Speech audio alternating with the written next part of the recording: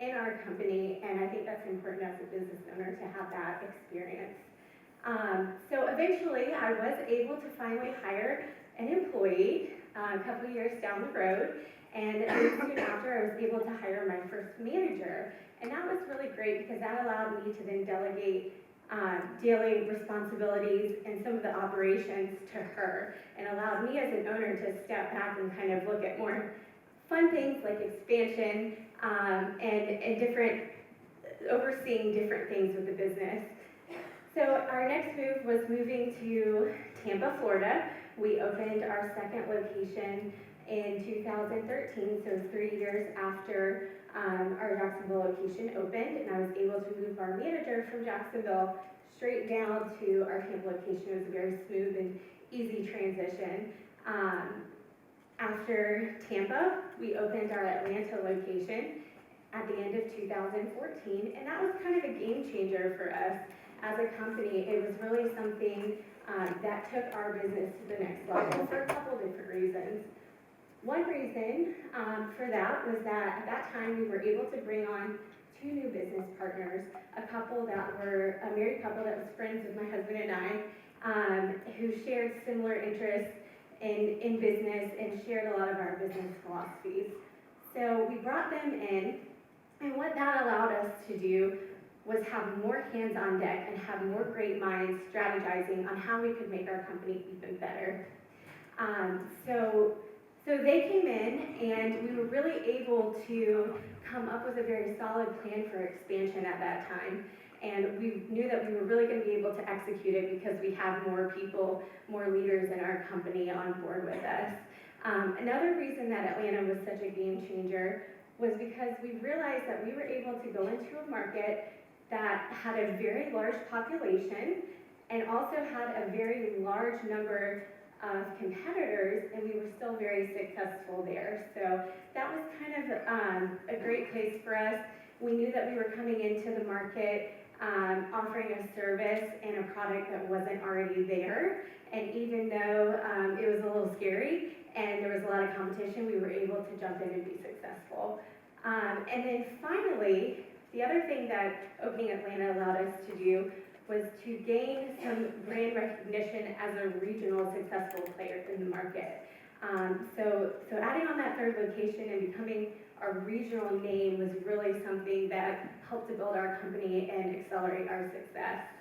And then lastly, we opened Greenville, South Carolina in 2016, beginning of this year. And that's been a little bit different market. It's a smaller market, but it's a very up and coming market. It's a great city, and we've noticed a lot of young people moving there. So that's been our newest venture, and we are looking to open a few more in the coming year. We're still working out some details there. So hopefully y'all will be hearing about that soon.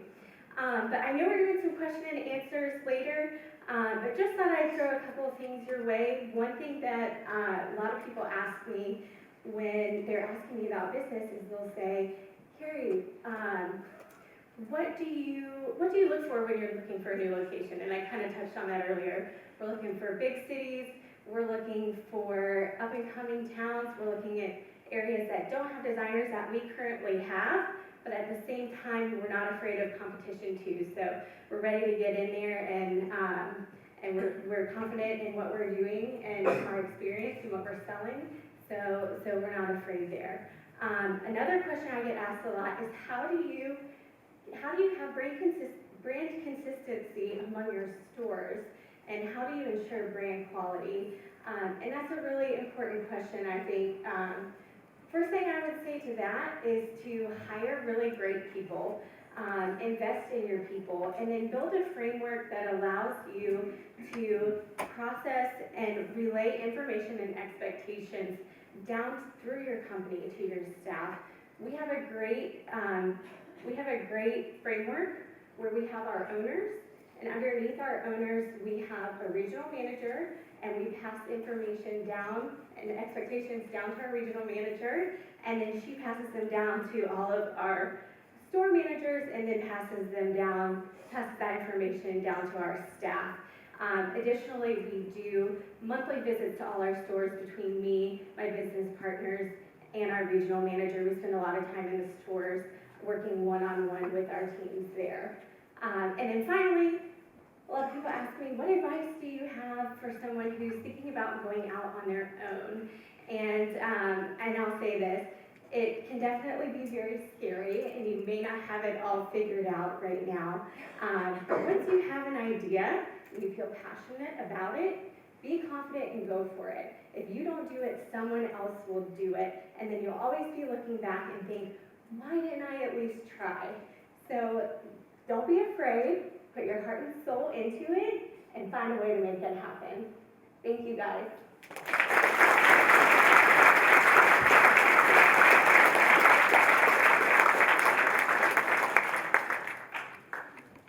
Thank you very much to Carrie. And our next speaker is Sohail Merchant. Sohail was raised in Orlando, Florida, and graduated from high school at Lake Highland Preparatory in 2006. He continued his education at the Florida State University, graduating with a Bachelor of Science in Biology with minors in both chemistry and child development in 2013. In 2012, Sohail and his colleagues won first place in the first ever Innovation Business Plan competition, sponsored by Jim Moran Institute and FSU College of Business. From this competition, Lipid Nanotech LLC was born. Following the competition, Sohail earned his Entrepreneurial Excellence Program certificate from the Economic Development Council of Tallahassee. Shortly after his graduation at FSU, Sohail spent 2 years in the Caribbean completing his medical school basic sciences at the American University of Antigua. While in Antigua, Sohail continued to help push the company forward amidst his studies. He's currently studying for his United States medical licensing exam, functions as the Chief Business Officer for Lipid Nanotech LLC, and plans to attend his rotations in the United States. Sohail?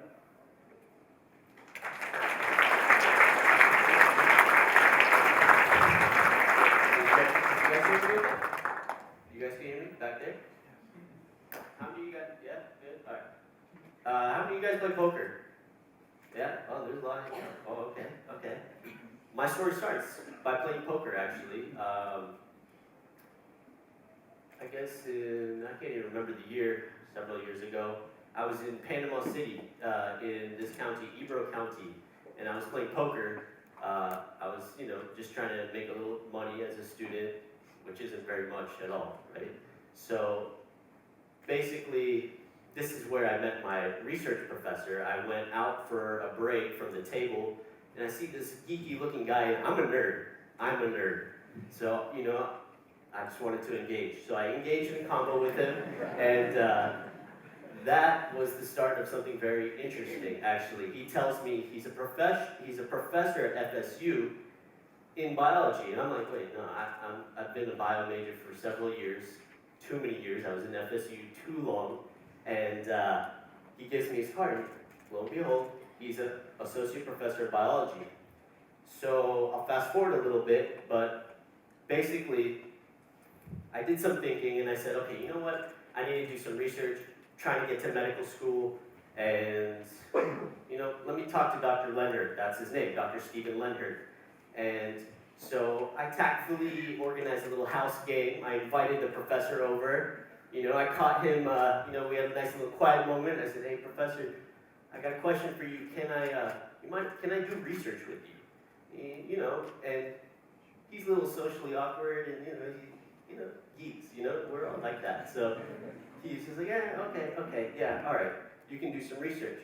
I had no idea what I was getting into. I was thinking, I'd just do some research on some flies or something, I don't know. And anyways, I decided to do research with him, and it was a directed individual study, so you get course credit for these hours.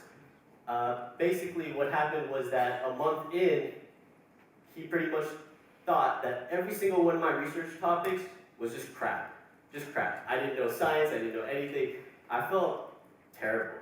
1 month into my DIS, I had nothing to show for it. And my GPA was suffering pretty bad, actually. Not very competitive for med school landscape at all. So he proposed this idea. He said, hey, Sohail, one of my colleagues tells me that there's this innovation competition going on. And at the time, this is 2012, this is the first innovation competition that they have at FSU. And it was about 80 teams, MBA students, graduates, undergraduates, all together.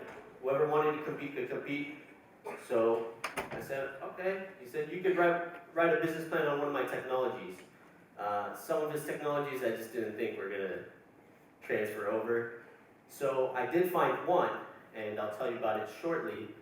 So I wrote a business plan on this technology. The problem with the competition was that it was 2 semesters long. I had DIS credit for 1 semester. So the semester ends, I have no research done, I'm midway through this competition, I get my grades back and I see I have an incomplete. Incomplete for this DIS. Which is just, I mean, you can't have it incomplete and try to go to med, you just can't. You just can't go to med school with incomplete anything. So, you know, I thought about it and I said, you know what, he's a betting man. He's a betting man, I'm gonna take a risk, I'm gonna take a gamble. So, coming to the next semester, I said, you know, Dr. Leonard, listen, I got a bet for you. If I win this competition, you give me an A. I said, okay. He's like, what if you lose? I'm like, I wasn't even thinking about that question at all. So I really didn't know what to say. And I said, oh, I'm not gonna lose. Thank God, because I didn't lose. I ended up winning the competition, but I had to put forth everything that I could, all my energy was towards this, because I needed an A, I needed to graduate, and I mean, I just needed to better myself, better my GPA, and get out of becoming a poker degenerate, which is very common for students. It's very common. Anyways, at the time, my roommate was a FSU law student, who's now a practicing attorney down in Miami. And he's the only source of actual entrepreneurship or business knowledge that I had. So, you know, I used him to my best ability and he helped me a lot. You know, I had no concept of business. Profit loss, no idea. Cash, no idea except what was on the poker table, literally no idea. So he pretty much guided me, market segments, everything. He gave me direction. So I was really blessed to actually have him in my life. And, you know, he's one of my best friends still to this day. So basically I ended up winning the competition and we won $150,000, $20,000 in liquid, the rest in in-kind services. I decided to dedicate the rest of those services to attorney fees, things like that, patent attorney, corporate attorneys. I mean, because you know, early on, whatever startup you're doing, these fees are going to add up a lot. So I decided to do that, and we had a little bit of liquid. And so I'll fast forward a little bit. I ended up graduating in 2013, and at the time, the technology that I wrote the business plan on was still a little young. It was a little immature. It needed some more time for development. It needed some more time for research. So I went to Antigua and Barbuda in the Caribbean. And, you know, the Caribbean schools, you know, they'll take you in quick and they'll send you out fast. You know, so I guess that's good or bad, I don't know. But anyways, they took me in. I was pretty much running meetings every 2 weeks on a conference line. And it's very laggy out there. It's very laggy. You're like 15 seconds behind other people in the conference line. So it's like, you know, that's something I didn't expect to happen. I thought, you know, phones should work everywhere, right? Just be aware, conference lines in Antigua are laggy. So, anyways, I made it work. And I came back to the States. I finished my exams over there in Antigua. And, you know, currently I'm studying for my USMLE. But I'll fast forward a little bit now to what do we do as a company. So, as a company, we've developed a tool that is a diagnostic tool, but it's a tool that can be used by researchers, academic researchers, to basically discover more drugs. The process is like this. If you've never known how drugs even get discovered, you start with millions and millions and millions of compounds, and you're looking for certain properties. Eventually, you get to a drug. Throughout this time, we'll take an example. To screen 1 million drugs costs roughly $1 million. They use a lot of plates, use a lot of labor. It's very exhausting. So, you know, what I wrote the plan on was a plate where we could nano print drugs, on a plate the size of an index card. And theoretically, we could fit 1 million. So, we're chopping these costs down almost 1,000-fold.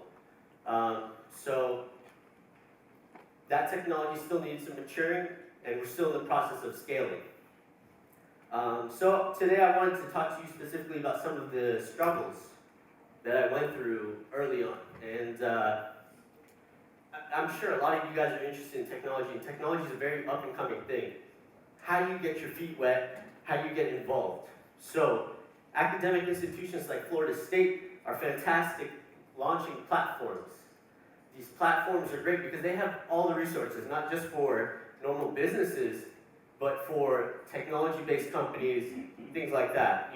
So for us, we had, sorry, before I get to that, one of the struggles that I had coming out was just finding the right leadership, because my professor or my grad students on my team, they weren't going to listen to me as a CEO of a biotech company who's trying to tap into a pharmaceutical market. Not happening. They're just egos up here, I'm here. So it wasn't going to happen. So finding the right leadership was really tough. I tried employing executive search firms, and that was difficult. I wasn't getting the best people.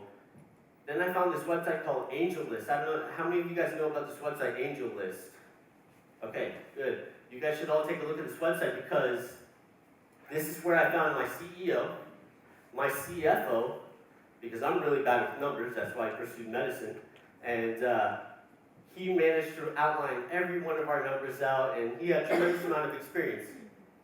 Our CEO has a tremendous amount of experience with the technology that we have. This website, AngelList, is really good, getting you in touch with potential managing members of your company, founders that you may need, investors that you may want. So that website was really, really important in my search for a CEO, because when I signed up, I had about 30 interviews with people who knew how to work a microarray. I can barely spell microarray. These guys have been working on it forever. So anyways, AngelList was great. The Florida Institute of Technology, basically it's an institute where they have a representative at every school, and they basically take your technology and they look at technologies in other schools and they try and bridge them together. And essentially it's a strategic partnership, because when you're young, you don't have very many resources, so you want to leverage what you can. So strategic partnerships they're important early on, especially if you have low money, which is like all of us. Come on, we're all students, but it's like all of us. So anyways, that was very important, and let's see.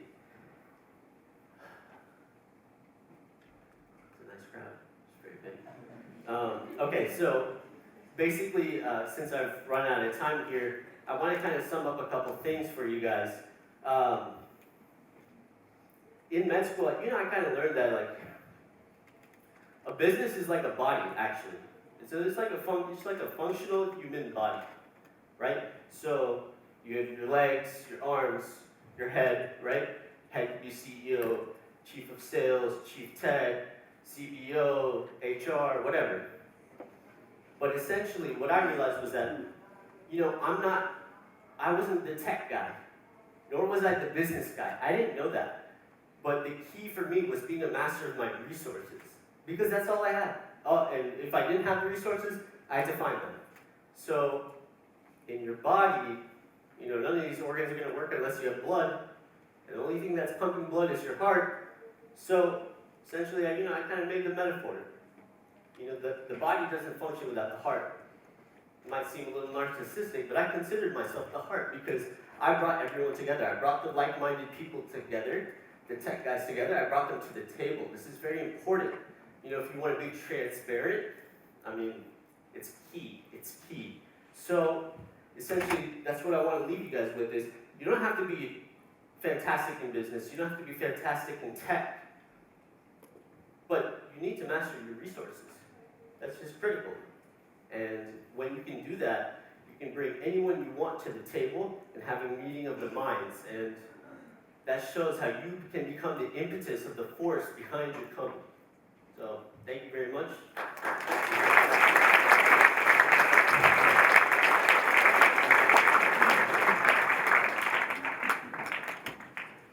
very much so, Helen. Our next speaker is Alexandra Grammatikis.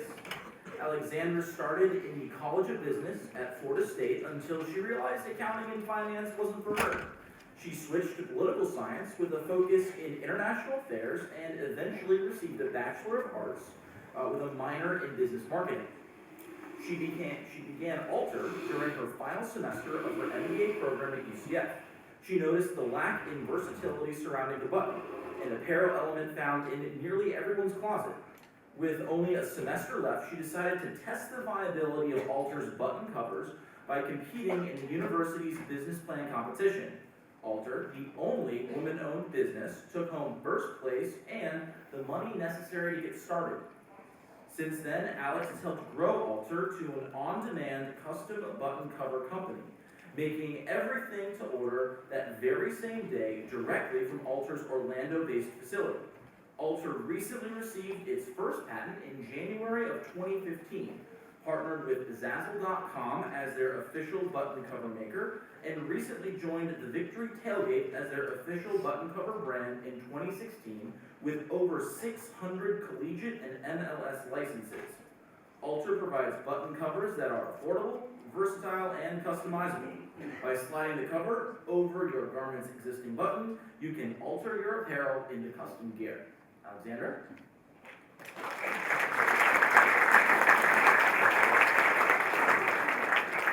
Hello, my name is Alex. It's nice to see all of you. So I invented button covers. You guys are probably like, what the heck is a button cover? That's usually the reaction I get, and this idea was one of those niche, crazy ideas you have. I was having a wine tasting with some friends, and it was nautical themed, and we were all complaining about our navy blazers not having gold buttons to look like captains, all the life problems. And after some wine, I'm kind of like, why don't we do something about this? And they're kind of like, yeah, Alex, go for it, whatever. But it was one of those ideas that stuck, and I could not get it out of my head. And I would talk about it, and I ended up moving forward with it. Set this down right here. My hands free. And so while I actually graduated from Florida State in 2009, and it was kind of a rough environment when I first graduated. I know that sounds like my little violin, but I could not get a job anywhere. I even offered to work for free, and they were like, I'm sorry, we don't even have the staff to train you because we had to let people go. So I worked as a hostess in Orlando for a year, and applying to jobs. I almost went to Chicago, but then they ended up getting rid of the internship program there. I kind of felt a little defeated, and then one day my dad was like, you know what, Alex, come with me to UCF. They're doing a business plan competition. Come and meet the professors, see what they're doing and what the program's all about. I ended up loving it, and that very next day applied to take the GMAT, and then ended up enrolling in summer school like a month later. So I went to school. I had no intention of starting my own business, but I knew that the resources were there if I was interested. And then everything happened with this said wine tasting, and I was talking about it, and they had the business plan competition coming up that spring, and it was my final semester. I'm like, you know what? Now's as good a time as any. I might as well give it a shot. It'll force me to get numbers together, kind of figure it out, and see if it's even a viable company. So I ended up doing the business plan competition, and they have it where it was semifinals, and then they have 4 rooms of 4 teams, and then the winner of those teams go into the finals. So I ended up making it into the finals, and it was all technology, and then I had my little button covers, and I was kind of the underdog. And I remember one guy in the room did like a digital rendering of the building we were in while he was giving his presentation, and he got 3rd. I was like, okay. But what ended up happening is that a lot of people will have great ideas and great like cool concepts, but they don't have a viable scalable business plan or a business model to get it into an actual company that's making money, and that's what it's all about, is making sure that you can fund yourself. And so when I presented all of this, I ended up getting the money I needed to get started, and I remember I had graduated a month after that, and I'm thinking, like, oh crap, I gotta do this now, I'm doing this, making button covers, and it always sounds a little crazy, but it was one of those things, it started out with this concept, this idea, and a big mistake a lot of people make is not talking about their idea because they think that someone's gonna take it, which is, it's asinine. Like, you need to talk about your idea if you're gonna find the resources you need to build it. So I talked about it with anybody that would listen. I'm like, oh my god, I've got this great idea. And then one day, someone, my friend's dad brought home sheet metal. He's like, you keep talking about it, like, you need a prototype, let's get this going. So I spent like a month cutting out sheet metal, going to Joann's Fabrics, gluing buttons to it, had a concept, and then while showing people this like arts and crafts project, someone's like, you know, I know someone who does prototyping. I'm like, great, I need someone to prototype my product.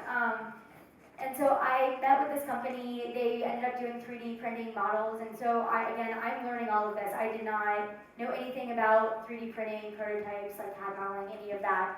I went to school for political science and ended up, so it was, I definitely learn as you go and trying to figure out those questions. Like, I would nod and smile as they would tell me all of my options, and then I'd go to my car and immediately Google what they just said because I had no idea what they were referring to. And eventually we ended up getting an injection mold made, which I remember thinking like, okay, we got this prototype, let's do this, like let's just start making this. They're like, no, you need an injection mold. I'm like, okay, cool, how much is that? They're like, $9,000. I'm like, excuse me? That was pretty much all the money I had won from my business plan competition. So there's all these like unforeseen things, then you kind of have to keep going and figure out ways to keep making money. So I ended up investing in that, and I ended up starting with licensed products because we had to get them made in mass quantities because of this injection mold. And a lot of your products, you know, are actually made via injection mold. And the licensed product route made sense because I could get a school made, and I'm like, you know what, I just went to the second largest university in the nation for grad school, won this business plan competition, licensing. Brilliant, I'm a genius. And this is a good example of not knowing what you don't know as well with licensing. A lot of people think like, oh, I'll do a licensed product. Colleges will pick this right up. Licensing is a very difficult road to go down. So there's these crazy rules. You have to apply in one state. You can pick 3 schools, but if you get denied, you have to wait a year before reapplying. If you get approved, you cannot apply for 4th school or a school out of state for another year. So I'm like, all right, Florida, I've got UCF, FSU, and UF. I'll stick to those. I got denied from FSU immediately. I'm just going to throw that out there. And then UCF, we got approved. I initially got denied from UF, but I had already started making the products because I'm like, you know what? If I'm going to do UCF, I'm getting good vibes from UF. I'm just going to make it. And that way, when we get approved, I can start selling immediately for football season. I got denied, and I'm like, oh God, what am I going to do with like 5,000 units of this product that I'm not approved to sell anymore? So I ended up talking to every single person I knew at UCF. I had the dean of the College of Business calling the people at UF. I bugged them. I was sending them emails. Finally, they're like, okay, fine. Like, we'll give you a trial run for licensing. Just leave us alone. And so then I moved on, and I started selling this product. And I remember thinking, I don't need to save any money for marketing because while I was getting my MBA, I worked at a startup with social media marketing and website development. So I'm like, yeah, I can do this. I just did this for a living. Or I did it for a year and a half. I know everything. And that is a huge, huge mistake because people think like, oh, there's social media, it's free. I can just put something on it and it'll go crazy. That is not the case. You have to save money for marketing. It is one of the biggest mistakes people make, is not saving money because they think like, oh, I've got my network, it'll be fine. That's not the case. Especially now they always change the algorithms. You just need to have money to spend on marketing. So I didn't really plan that out that well, and so I'm trying to like push these buttons, no pun intended, and I'm trying to get them in bookstores, and again, it's another roadblock because all the bookstores are owned by Barnes & Noble College or another major company, and you have to go through corporate, and they need to see at least 3 years of sales. So it's all this like chicken and the egg situation with collegiate products. So after about like 9 months of trying to sell this product, I've got all this inventory. I'm like, this is not going well. I'm not able to do, I kept getting a lot of requests for custom products, like small quantities, but I couldn't because we use an injection mold, which is just like one design. If you wanted to change it, you had to spend $2,000 on just changing the mold. It was expensive. And so I was at a networking event, kind of feeling again a little bit defeated. And I was talking to someone about, like, I just need to figure out a way to do small quantity customization. Otherwise, this would make it so much easier. And this gentleman actually was an FSU alum. He used to be the writer for the FSU View, so we were talking about all of that. And he's like, well, have you ever tried UV inkjet printing? Another word I had never heard of before. Look on my phone.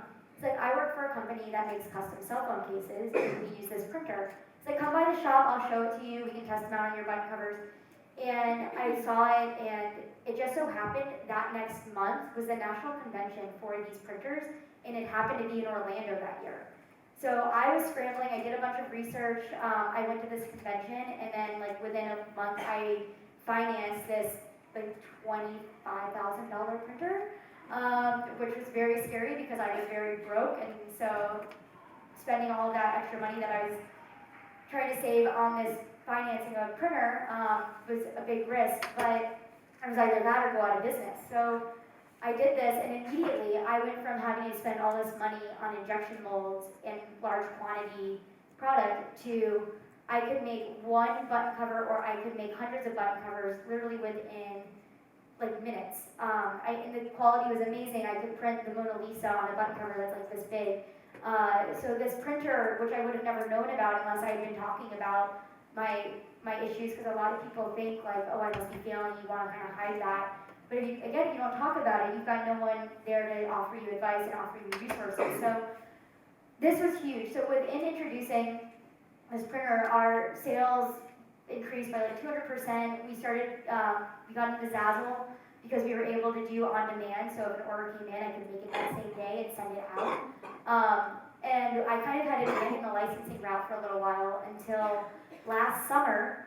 I was like, you know what, maybe I should think about going back and licensing. Our sales have gone up. Now we can do small quantities. So I saw this article about this local company called Victory Tailgate, and they are the nation's largest manufacturer of tailgate games. And it mentioned how they were growing into apparel and accessories market with a sister company called Made Loyal. And I'm like, you know what, let me just reach out on LinkedIn, see if I can get an interview and just ask them some advice on licensing. And what was meant to be a 30-minute conversation ended up being a 2-hour talk, and by the end of it, he's like, are you looking for a partner? Are you interested in partnership? And again, people always say, ask for money, you get advice, ask for advice, you get money. And this was one of those like ideal situations, because I kind of went just to pick his brain on licensing, and at the end of it, he offered me space in his warehouse, and so I moved into their warehouse and kind of started a slow integration of learning their processes and then also integrating Alter's processes, and got to go to the trade shows in Las Vegas and in Houston. Now we are licensed with the MLS and all of, or 99.99% of the universities and colleges, including Florida State. Finally got that one. I was very excited. I started like jumping up and down the day I got that license. And this past summer, I ended up selling the company to him and the company. So now I get royalties, and I'm working with the company now as brand development as a whole. So now Alter is just one part of this larger brand that we are building. So if you're familiar with the company Fanatics, located in Jacksonville, and they basically sell all sports goods for everything. And our goal is essentially to do that, but also make everything in Orlando. So if you order like a Florida State jersey, that product immediately goes into production and gets hand sewn. I can watch it get sewn. I know the seamstress is going to sew it for you and then get shipped out. So it's very, very cool. And our business model of on-demand customization fit really, really well into their model because they make everything to order without inventory. And so that was like a very good, I mean, the stars had aligned. It worked out really well. And a lot of people get nervous about selling, or like, is it too soon, is it too late? And for this, it just was such a perfect partnership because we fit into their model, and we are, even though now I work for someone, it's amazing because you get so much more exposure on a much larger corporate level. And now Alter is a small portion, but of a much bigger pie. So some people are like, oh, I want to own 100% of this company, but you can own 100% of $1, or you can own 10% of $100,000. So it's like, you have to consider like what size of the pie you're working with. And so it's been really, really wonderful working with them, and getting, kind of integrating all of the stuff we've been doing. So that's kind of our journey. It's been a long one, a lot of lessons learned, and learning things that you never thought you would know, and learning things that you wish you had known sooner, because hindsight's always 20/20. But I'm extremely excited with where we're going. Can't wait for the future. So thank you.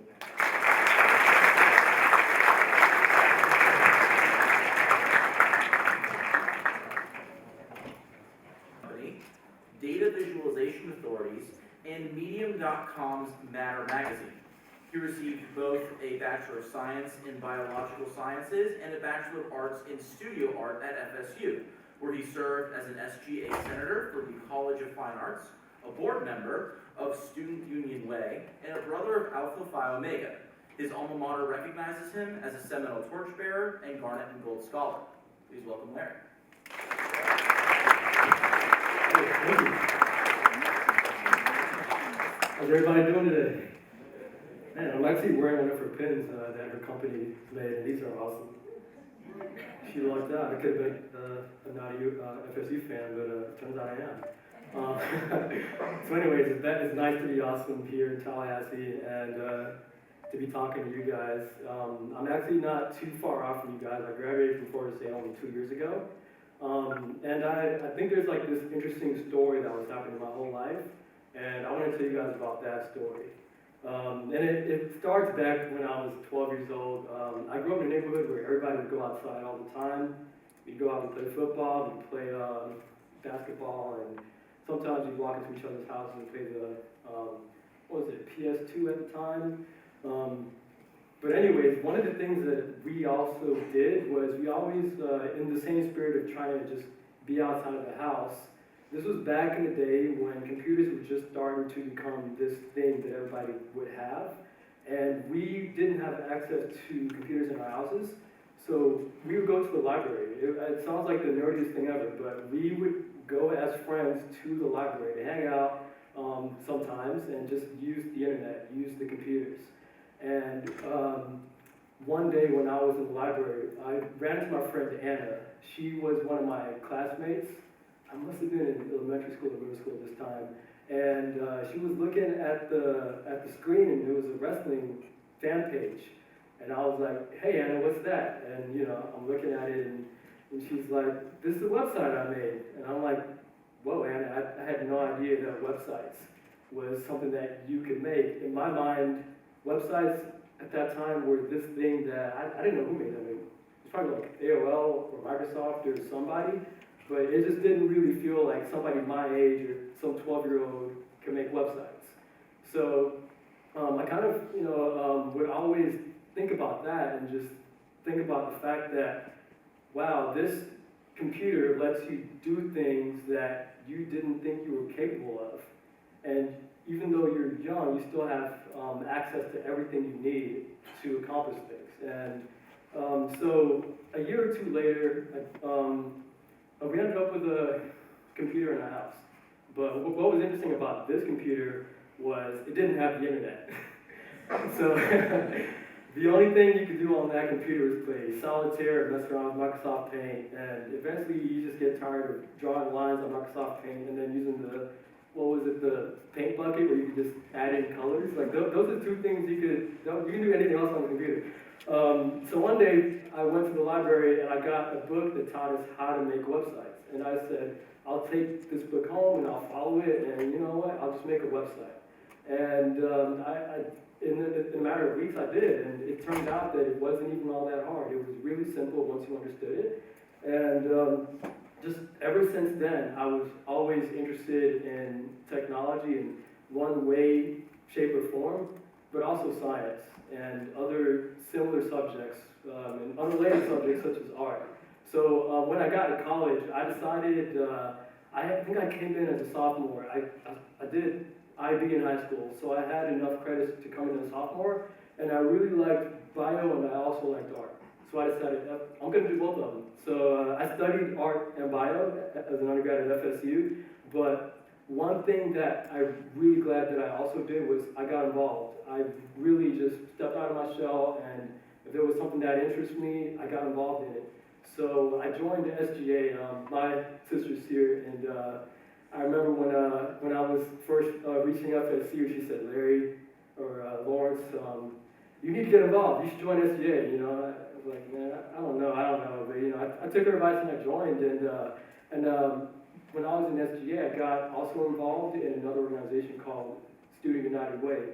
And Student United Way was a student-run version of United Way, where we would come up with events to raise funds, and then we would donate those funds to other organizations on campus that were trying to accomplish their goals. So one of the ideas that we had for a fundraising event was the Krispy Kreme Challenge. I don't know if you guys have heard of this event. It was really popular a couple years ago, but essentially it was an event where you had to run 4 miles around campus and basically eat a box of donuts halfway through, and if you throw up, you're disqualified. And, and a lot of people threw up, and I remember like we drew like chalk arrows along the path, and I'd have little cartoons of a stick man just like puking next to a trash can, so just to make it really fun. But yeah, I mean, it was really successful. We had hundreds. The first year we did it, we had hundreds of participants, and we ended up raising, you know, a couple $1,000s, and it was only 13 of us. We called ourselves the Baker's Dozen, because there was, that's 12 plus 1. But anyways, while I was doing this, I took a course through my art degree that was more geared towards web dev, because I really wanted to also hone those skills. And that was through the program in PIC, if you guys know about those guys. They are a program on campus that allows you to learn web or technical skills, even if you're not a computer science student.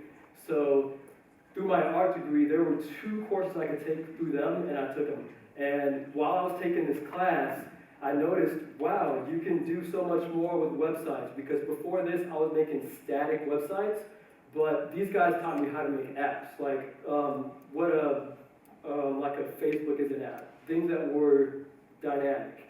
And this was huge, because the next year that we did the challenge, we got a lot more registrants than we were expecting. It blew up. We had people travel all the way up here from Miami, from Georgia, from Alabama, and I remember every weekend we would spend at least a couple hours, it felt like 5 hours a weekend on Excel, just tallying up all the registrants and calculating things such as how many t-shirts we're going to need, how many donuts are we going to need, and it was a hassle.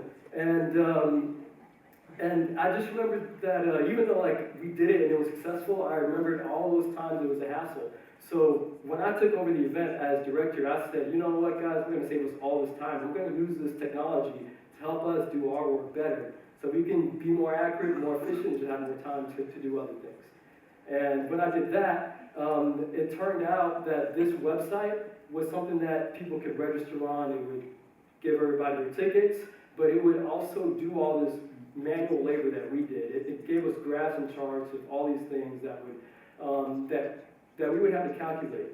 And we ended up raising $20,000 after the 3rd year of this event, and it was really successful. And I really think it wasn't for integrating technology more into the process, it would have not been as easy. We would have killed ourselves doing it, because there was so much to handle.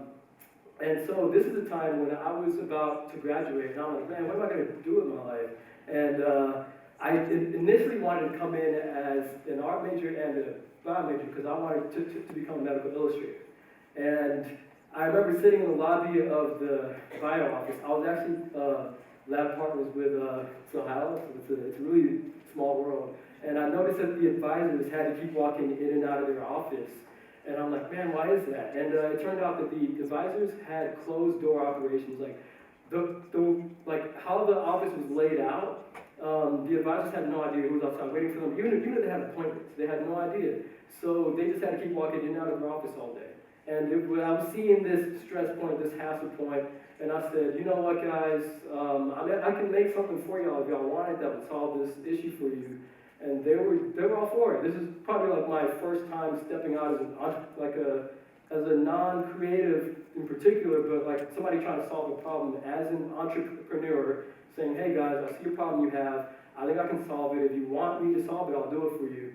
And they accepted. And this tool, LobbyQ, has been with FSU for a couple of years now. They've been using it in a couple offices. And I think I checked last week, and we've had 45,000 check-ins.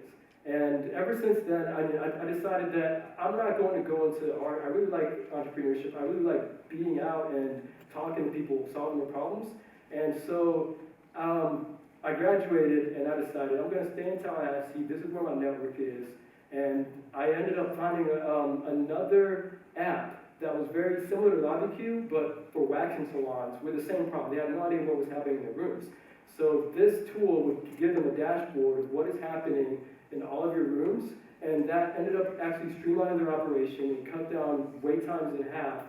And now it gives them so much more metrics that they had no idea. For example, we know what is happening every millisecond of every single room that they've had in all their locations that are using this in multiple cities. So we decided to start a company that is focused on providing businesses with technical tools that helps them with their management. And that's what I'm doing here in Tallahassee now. I'm only 2 years out of college, and I'm here in Tallahassee. We're opening up an office next month here, and I'm here if you guys ever want to chat. My time's up, and thanks for having me.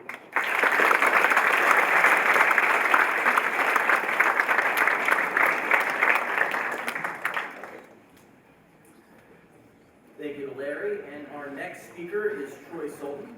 Troy is the co-founder and CEO of Resource Incorporated, a company aiming to make the recruiting process more human. Troy graduated from the FSU College of Business in 2011 with a bachelor's in marketing and a certificate in entrepreneurship, and joined FSU's Innovation Center with his first company, Wordio, which aims to bring the web to your ears by transforming written content on the internet into audio. After winning Startup Weekend Tallahassee, Wordio was joined by Josh Greenberg, founder of GrooveShark, as one of Wordio's first advisors. Troy would eventually join GrooveShark as its head of recruiting, helping grow the company to over 140 employees and developing a passion for building great teams. Realizing that this passion would lead him to join Google in 2013 in Mountain View, California, where he worked on a team that led several experiments and improvements to Google's hiring process. Realizing that recruiting was one of the top challenges companies face, Troy left Google to found Resource, which recently joined the 500 Startups Accelerator program in San Francisco and raised seed capital from top Silicon Valley investors. Please welcome Troy to the stage.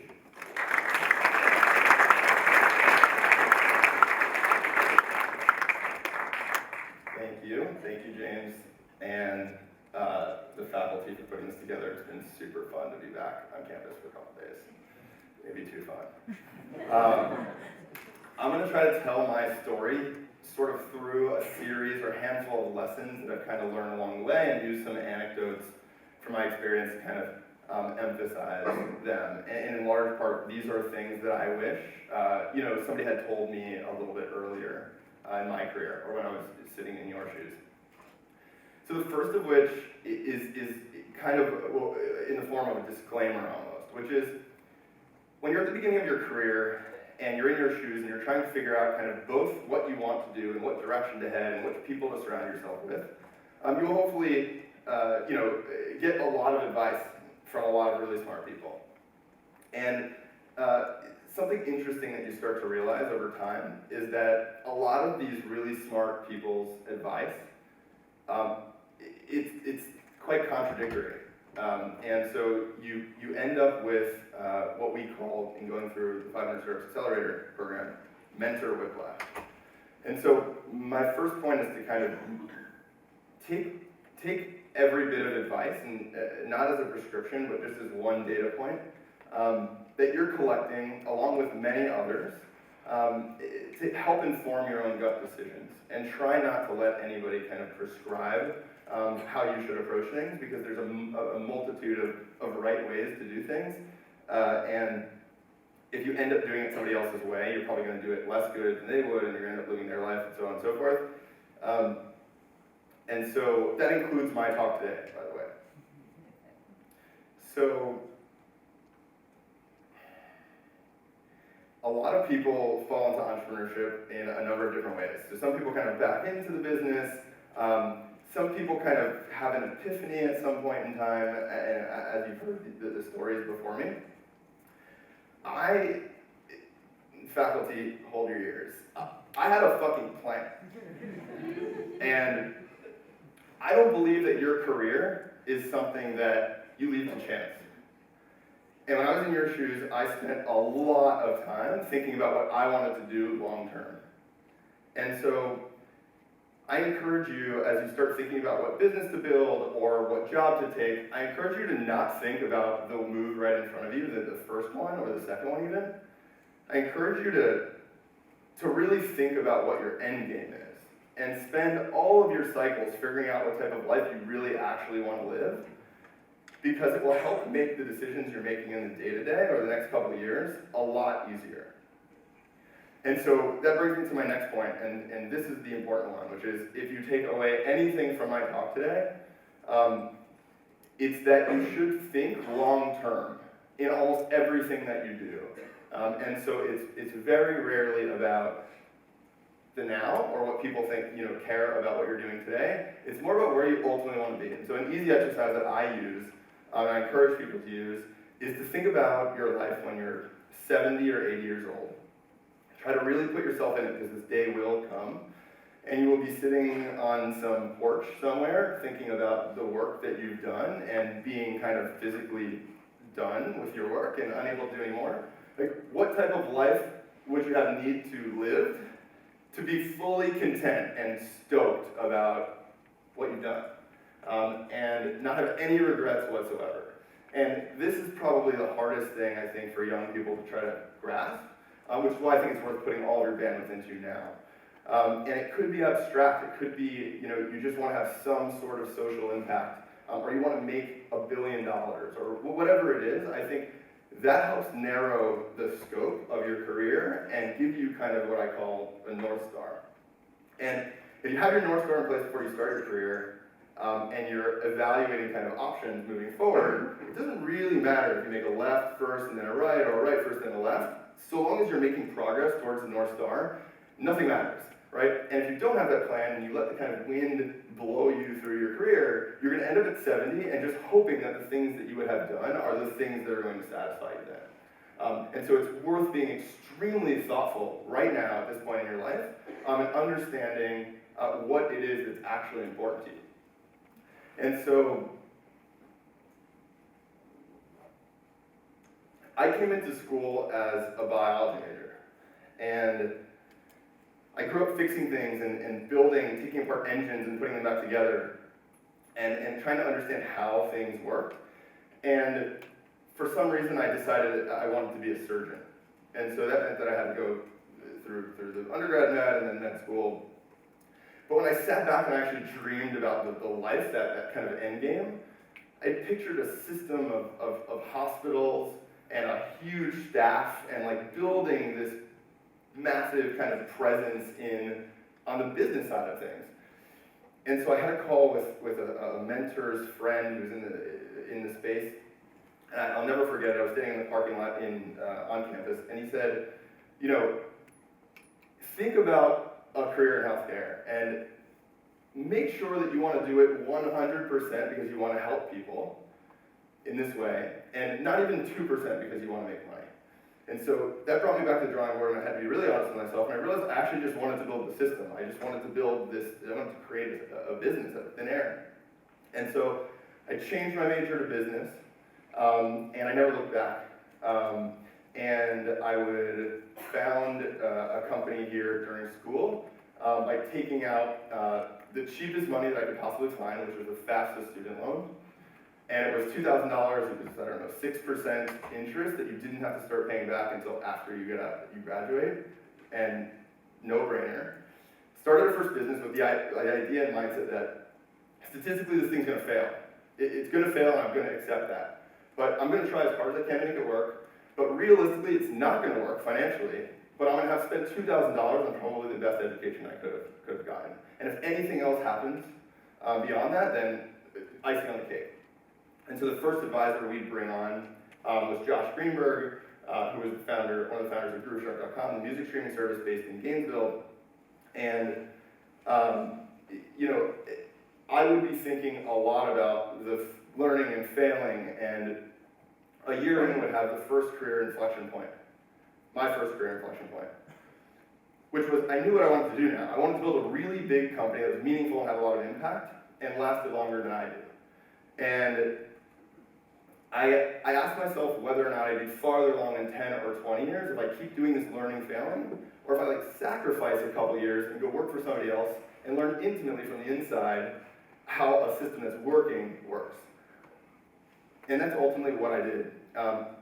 Which brings me to my next point, which is know what you're optimizing for. And this comes from your long-term plan. This comes from knowing what your North Star is. And for me, it was about exposure. It was about meeting a bunch of really smart people and learning all the things that I needed to learn in order to go build a great business. And I thought I needed to see a great business from the inside to actually go build one. And so my first job at GrooveShark, I took a $30,000 salary, which was far lower than I'd get anywhere else.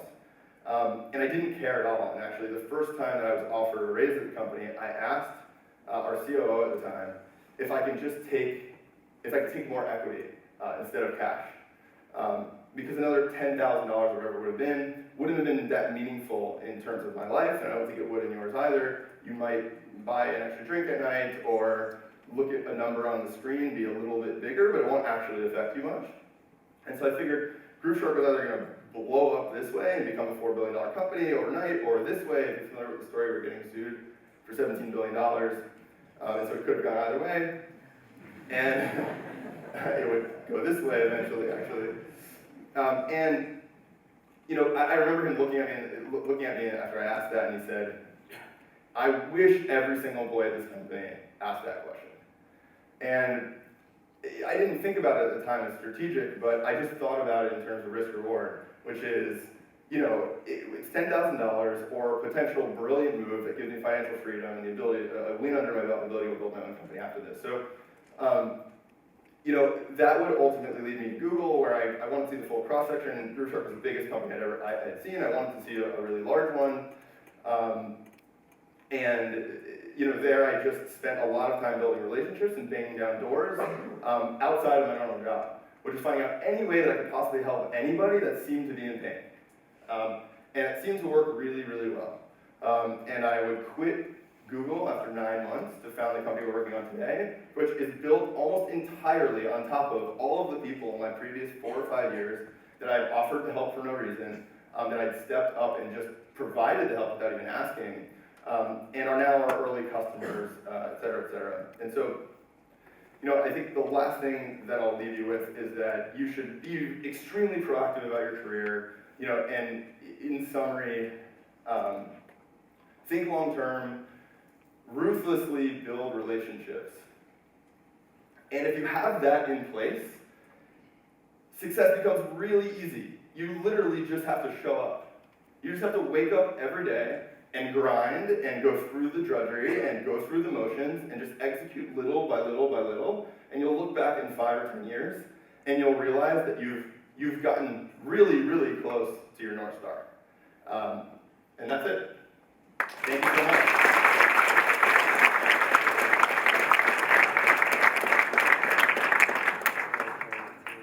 Thank you to Troy, and our next speaker is Amanda Spann. Amanda is the founder of Drink Spotting app Alchemy and co-founder of TipHub, an impact-driven innovation community for entrepreneurs in Africa and the African diaspora.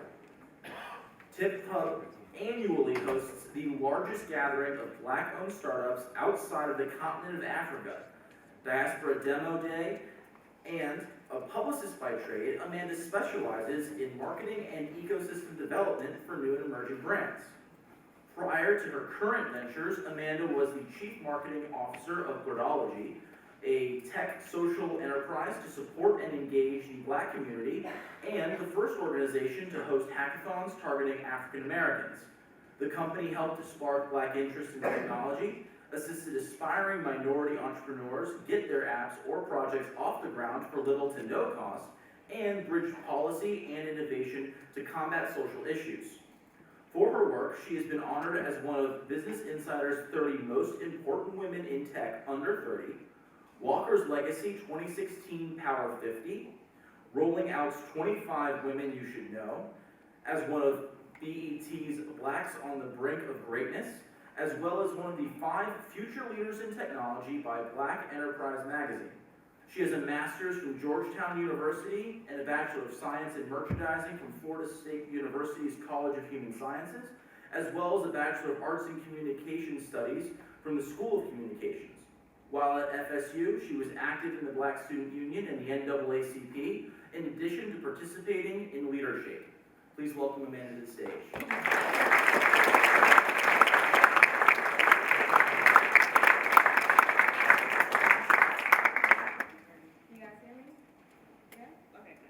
Just a little differently. I was trying to be cute today, so I wore my heels, but it's really not gonna be cute if I stumble and fall and put me on Snapchat.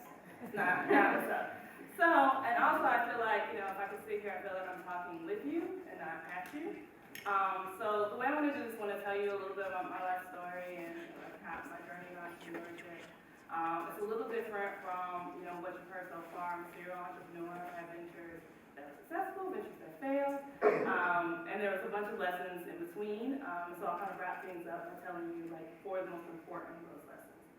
So I started my first venture here at Florida State. I didn't recognize it as a tech startup at the time. I actually created an online party directory of all the things that were happening in Tallahassee. I was a little bit of a party girl. If you would have talked to me 10 years ago, I would have been at the moon, nay or something. But I was like, okay, I'm gonna make a directory of all the parties in Tallahassee in real time. We're gonna be able to search, it's gonna be lit, it's gonna be great. So I made the directory and I gave myself 6 months to make a profit. I'm like, okay, if it doesn't work out in 6 months, then we'll figure out something out. I made a profit in 2. But I started at my senior year. And during that year, I ended up moving to New York. I got a gig with Bad Boy, and when Diddy calls, you go. So I was in New York, and as the platform was escalating and everything like that, I noticed that it was really difficult for me to manage. How am I gonna know where all the parties are in Tallahassee if I'm in New York City? And this was my first lesson in entrepreneurship. I ended up walking away from the venture because I realized that you have to have these come to Jesus talks with yourself when you're an entrepreneur. And you have to evaluate, am I the right person to do this right now? And do you love your business enough to walk away from it? And I just realized I was doing a disservice and, I could pass this off to somebody else who was still in a sophomore or freshman, who's really talented and skilled, and they might be better to serve the market. So I walked away from that, continued my career in entertainment PR for a little while before I decided I wanted to transition over to tech exclusively. And, I think there's this apprehension, especially amongst people who don't have a technology background, that you can't build a tech startup if you are not, if you don't have, a background in IT or whatever. And that is the furthest thing from the truth. So I self-educated myself as much as I could on mobile marketing. And I decided to go get a master's degree from Georgetown. And I kind of just did it because I'm like, if I can go to Georgetown, people know Georgetown's name, and if I can get back in school, people will give me an internship, and I can get to these tech companies, and then I can get my project off the ground. And that was my whole strategy behind it. It actually worked. So, fortunately. So I went to school, I started doing mobile marketing. I actually picked up momentum pretty quickly, and I picked up some really great clients. You may have, 2 of my biggest clients that I had were companies called Snob Swap. I don't know if you're familiar with their fashion, luxury online consignment brand, and Hinge, a dating app. Some of you guys might have met each other there. And so I worked for them for a little while before I decided I wanted to create my own app. And how I came to Blerdology, which is the social enterprise we kind of mentioned earlier in my bio, is that I was looking for an African American female developer, which is kind of like finding a needle in a haystack in a lot of places. So me and a partner of mine decided we were going to throw a hackathon specifically targeting African American female developers. At the time, we didn't realize it had never been done before. In fact, there had never been a hackathon thrown that was specifically targeting African American communities. So we just decided to do it, but apparently it was kind of a big deal. So VentureBeat covered it the next day. And then we started, getting sources from TechCrunch and all these other publications, and it took off, and we were able to travel all around the country throwing hackathons, and what we would do is we would pair minority developers with aspiring minority entrepreneurs, and we would build their MVP on site in a 24-hour session. We would pair them with business professionals and legal professionals to make sure that the business model was intact. So even if they're walking away with a product, they can actually sustain this product and scale it moving forward. Did that for a while. We started getting a lot of inquiries from Africa, and I decided to kind of walk away from the venture because me and my partner, we just didn't like each other. To be perfectly honest with each other, we really honestly, we haven't spoken in probably like 4 or 5 years, and the only time we do speak is through an attorney. So that's a lesson I'll speak about a little later. But, so I got a lot of inquiries about doing hackathons in Africa, and so I assembled a group of 15 fellow entrepreneurs and social change makers, and we took an innovation tour of Africa. And I wanted to find out what were the needs of the people all across the continent of Africa. So I met with, tech hubs, just entrepreneurs all across the continent, and I realized that a lot of the struggles that they were having there were a lot of the same ones that entrepreneurs were having here. And so I kind of thought, well, how can I build a bridge and create, pooled resources that everyone could share so that people could expand their businesses across both continents. And so that's how I came to create TipHub. And so me and my partners, we work on it, and we actually just wrapped up our demo day for TipHub. I flew in from DC, even though I live in Chicago, and we were having a demo day. We did one day at the World Bank, where we had a bunch of VC firms and government agencies come in and speak to them about scaling their businesses. We had a demo day where we brought in 12 startups from 8 different countries across the diaspora, and they were able to pitch in front of a bunch of impact investors and angel investors. And then the last day we actually had Chinua Lucero, so I don't know if you guys know who he is, but have you ever heard of Hopstop? You may not, you probably now know it as Apple Maps. So he created a platform called Hotstop and sold it to Apple for $1 billion. He's doing pretty well.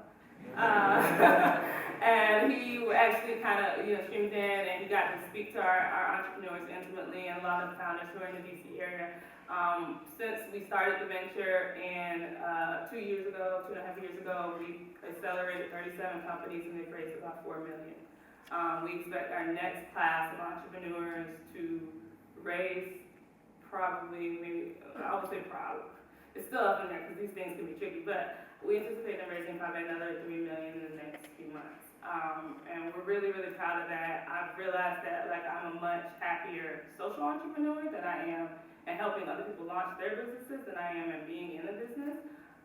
In the meantime, in between time, I have done a lot of other things, marketing, PR related, and just pet projects. So Alchemy is one of my pet projects. It is a social drinking app. Like I said, I was a party girl. And I wanted, I travel a lot all over the world, and when you get off a 12-hour flight, you don't want a salad, you want a drink. And so I created a tool that would kind of crowdsource recipes and have people creating original recipes from all over the world so you could kind of explore the world in drinks. We have 16,000 drink recipes in the app, and it's kind of a cool project. I have 3 other apps that are either on the market or soon to be released in Q1, and I've launched a series of marketing books that help entrepreneurs build their brands on a ramen noodle budget. The biggest lessons I've learned, I kind of wrote them down because I didn't want to screw this up, but the first thing is clarity. You guys need to really, really think about the problem that you're solving and who you're addressing. You don't know how many entrepreneurs I meet on a regular basis who are like, I have the best idea ever, but they have no target, they have no idea who they're gonna target, right? And if you don't have clarity, it's a surefire way for your business to fail. So really try to carve that out and really challenge your peers and your classmates to really hone that down before you invest any money into it. The second lesson I want to talk to you guys about is self-acceleration. I think there's social network has like got everybody like romanticizing the idea of entrepreneurship and that you're just gonna build something and then they will come and you will get funded. It doesn't work like that. It does not work like that. Sometimes you don't need $100,000 in funding. Sometimes you need a customer. And I think a lot of entrepreneurs miss that. Like you need to drive as many customers as you can. Third lesson is pick your partners wisely, obviously. Think about when you're picking your partners, this is a marriage. Like you guys, if you guys get divorced, it's gonna be just like a divorce. Sometimes it can be amicable, sometimes it's not. You want to be mindful of best your equity over time. So, set milestones. People drop out of businesses for all different types of reasons. Sometimes it's personal, sometimes, you don't get along with your partner anymore, sometimes they have a life change, they might, get married. I had a partner drop out on me because she got a boyfriend. It happens. So be sure that when you give up that equity, make sure it's vesting over time so they're slowly getting shares of equity as they progress with the company. You also need to be mindful when you're staffing that a person's skill set will translate in a startup environment. Because somebody who might be great at sales in a controlled environment where everything is structured already may not be successful in an environment where they have to create a system for themselves. And lastly, I wanted to leave you with a quote from Gary Vee. I'm sure you guys all know who Gary Vee is. But the quote is, a real entrepreneur is in it because he or she has no choice. They're dragged by their heart to build businesses and to execute them. They aren't driven by money or the current coolness of it. They do it because they have no choice, not because it's hot right now. This isn't easy, guys. I'm telling you, I have been broke, I have been frustrated. I'm like, man, I just quit this stuff and took a job. And it gets really real. Like, right now your expenses are like $400 a month rent. Like when you have a mortgage and your rent's like $2,000, it's not pretty. So realize that real leadership and a real entrepreneurship is very much about servitude and sacrifice. You are going to be the last one to get paid. You are indebted to your customers, you are indebted to your employees, and you have to be willing to give of yourself if you're actually going to make this happen. It's not just, bossing people around, giving orders. You are very much enslaved to your business in a way that you never thought you would be. And you won't have the freedom that you think you will. Like, ultimately, entrepreneurship is very liberating for me. I really enjoy it. But it's not easy, guys. So really take that time to think about if this is what you want to do and, if this is the point in your life when you want to do it. So, thank you.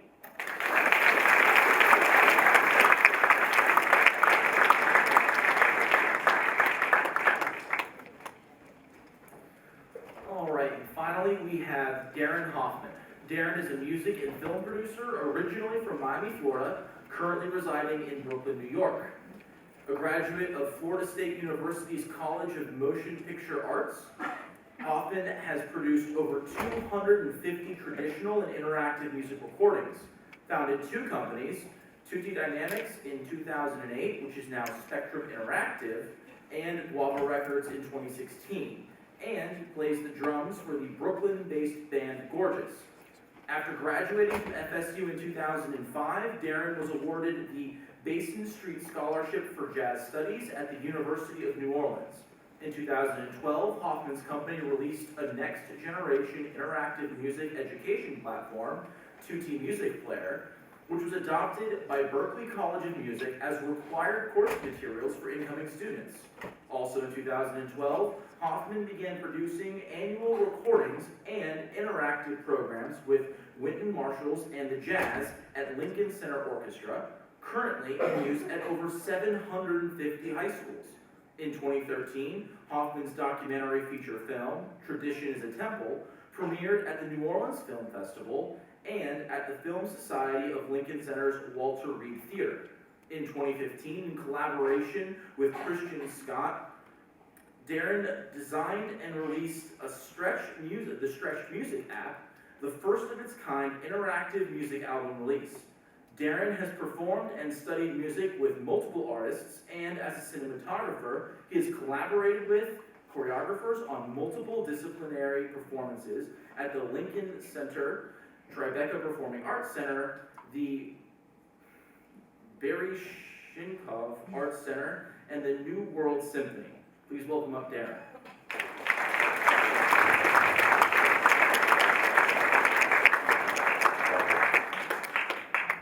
Hello. Hi. So I'm going to use my phone, which is what you should not do when you give these speeches. But first of all, thank you to all the other entrepreneurs. They laid out all the stuff that I probably couldn't. So thank you, and thank you all you guys. I'm going to do this as rapidly as I can because there's way too much information on this. I'm a musician, and I went to film school, and so I just backed into making a business. The fact that I'm here speaking to you guys is beyond me. When I was 12 and I started playing guitar, I asked my dad in a Taco Bell drive-thru line, I said, can I go to music school and become a musician? He says, yeah, if you want to starve. So I thought I'd be a lawyer.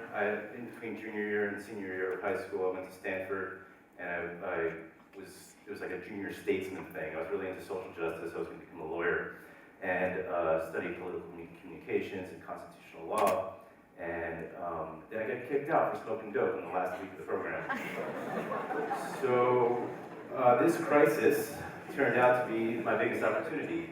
And I started working in a film studio. And Bob Berkowitz became one of my first mentors.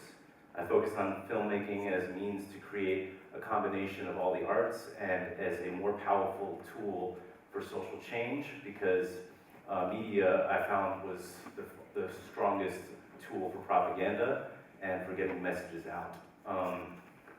I'm the oldest of the 7, so I'm going to date myself real fast. In 2001, I got a job at the first Apple store in Florida, Apple store number 16. It was right before the iPod shipped, so there was no iPod available yet. I had to explain to customers what a Mac was, and they taught us, the Apple training at the time was really intense, and they taught us to sell without selling. So you have to ask somebody, what are you trying to do with a computer? And they're like, oh, I want to do da-da-da-da. And you're like, well, here's this thing, it kind of does these things. Then I applied for the FSU Film School and got rejected. So my pre-freshman summer, I got up here, I lived in Smith Hall, and I started volunteering. And the first class I took was American Indians in the U.S., which opened me up to the history of our country, which is really deep and really dark sometimes. But it also, I had the best teacher, and I realized that it doesn't matter what university you go to, it doesn't matter what the ranking is that if you have a good teacher and good resources, you just put the work in and you get what you get out of it. So I was really, it opened me up in all kinds of ways. And then freshman year, I took an anthropology class, and I learned, the best thing I learned that year was the idea of reciprocity. In an anthropology class, we studied the Yanomamo from a book by a guy named Chagnon. Check it out. Reciprocity will help you out in your life and your business. I want to mention a lot of names throughout the rest of this, and there's a point to it at the end.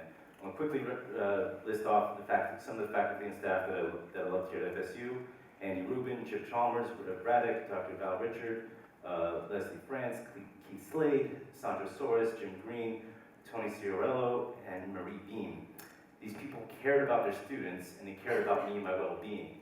And that was awesome. The FSU Film School is just the coolest. I'm going to switch gears for a real quick second. Everybody please watch Shark Tank, like as much as you can. If you're ever going to give a pitch on anything, it doesn't matter what it is, watch it. I was brought to a MBA class in a private school in Manhattan, and it was speed pitching, quick 5-minute pitches. And I would, they give me their pitches, and I'd say, what's your burn rate, My head kept going like this. Because I was like, what are you guys doing? What are you not learning here? And I asked them at the end of the program, at the end of each session, I said, do you watch Shark Tank? And pretty much everybody said no. I can guarantee you that if they all watched 1 or 2 episodes of it, all their pitches would have been better. My neck wouldn't have hurt so much. I traveled to LA for a conference, and I came to speak at an arts and tech middle school. And I asked the kids, raise your hand if you want to be a CEO or you want to start your own company. And like 3/4 of the class raised their hand. And I said, why? And they said, be your own boss, set your own schedule, you know, don't work for the man.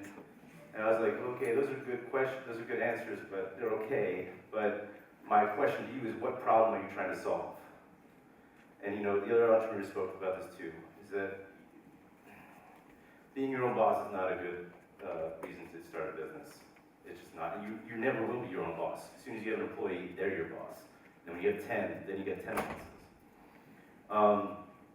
My student documentary I made with my teacher, Valerie Schoon. We call the professors over there teachers, because it's easier to say than filmmakers and residents. So we go by first name basis. It's really great over there. And she saved me from working on a very depressing documentary subject about Al-Anon and families of addicts. And so I teamed up with my classmate, Demetrius Wren, who became one of my best friends. And he was interesting because he got a scholarship for music in the jazz department so that he could study film. So he paid for coming to FSU out of state from Georgia.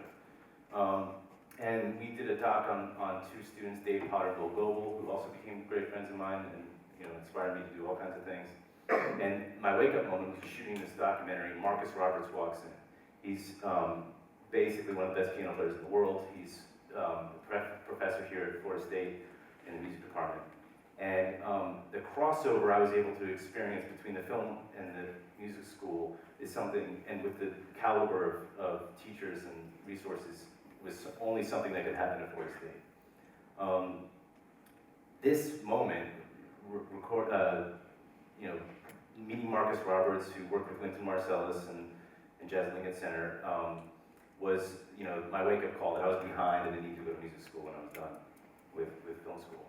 And the other professors at the music department were great, Rodney Jordan and Leon Anderson. And these guys taught me the true difference between mediocrity and mastery, and that gap is endless. So, like, elevation and mediocrity, especially in the arts, is a big problem. So, being critical about what you're doing and making sure that it's at the highest level is super important. So then, that last semester of FSU, I go to visit, in August of 2005, I go to visit University of New Orleans, and then Katrina came up, and I evacuated, came back. I was taking a sociology class, and somebody put up on the board, our teacher put up on the board, the Chinese letters for the word crisis, which also is the Chinese letter for the word opportunity. So it's one word, crisis and opportunity. After last week, I posted that I wrote it on a receipt, and I put it in my wallet, and I kept it in my wallet for the last 11 years. And I looked it up last week when I posted it after what happened, and it turns out it may not be that simple. It's just one word, but the concept is pretty good.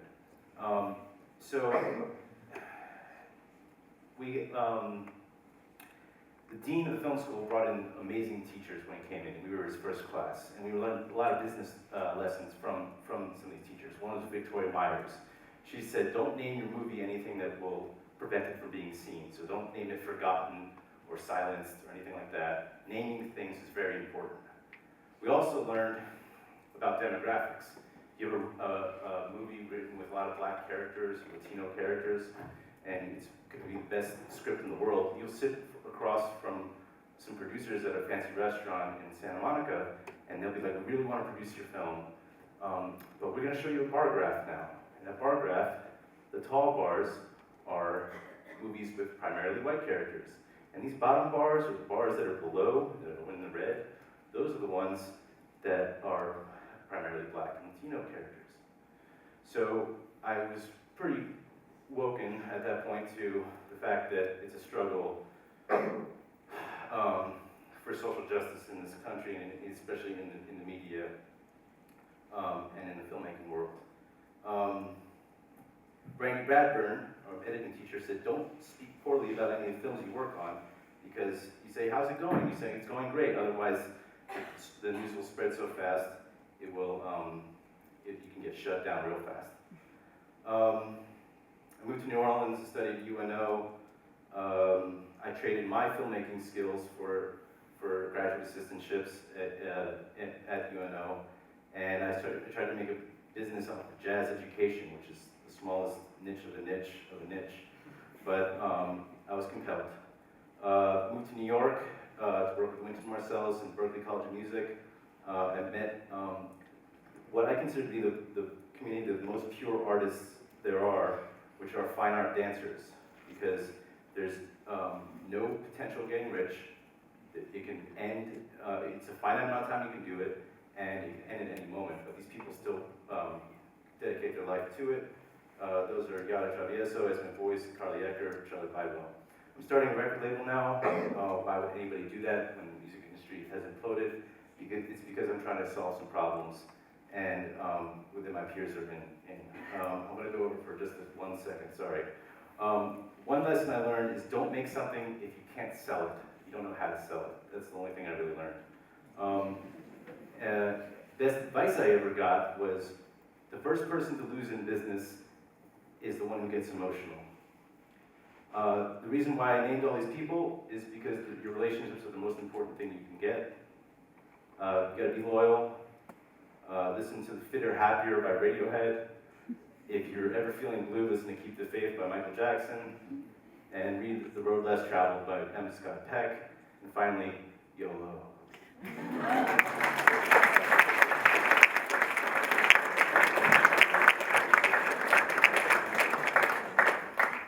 Well, if we get a round of applause for all of our speakers, we really appreciate them taking the time. We're now going to have them all back up on the stage for a 20-minute Q&A. The rules of the Q&A are pretty simple. If you have a question, ask it if it's for the good of the group. The speakers will be here afterwards to talk to you, so that'll run until about 6:30, maybe a little bit later if you've got a personal question. But we're also putting microphones, so feel free to just walk up to a microphone and ask away.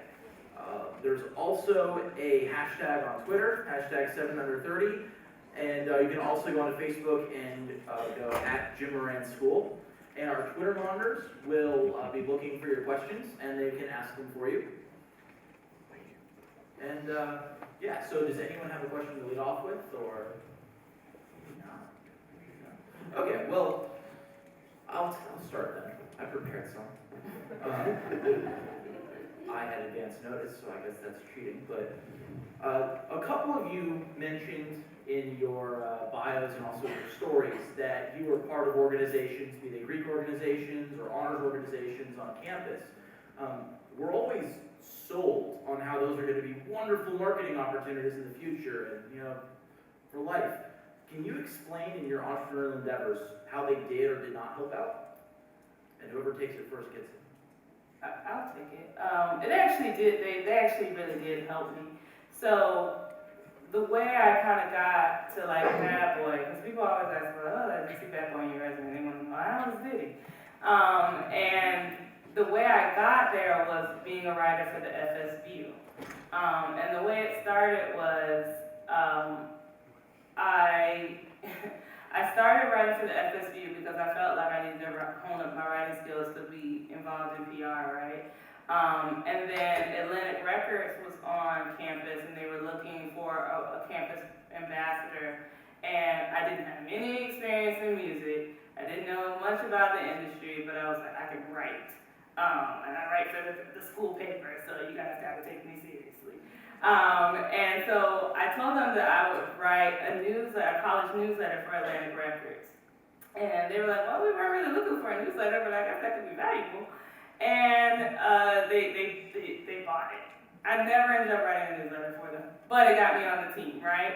It got me on the team and it got opened up so many other doors for me. And then, once people saw, okay, well, you did this, then they're like, okay, well, I assume you have competencies in these other areas. So sometimes, you don't need to be fully confident, you don't need to know everything, you just need to get a seat at the table. And I felt like, parlaying the skills I learned at a lot of the organizations here helped me do that.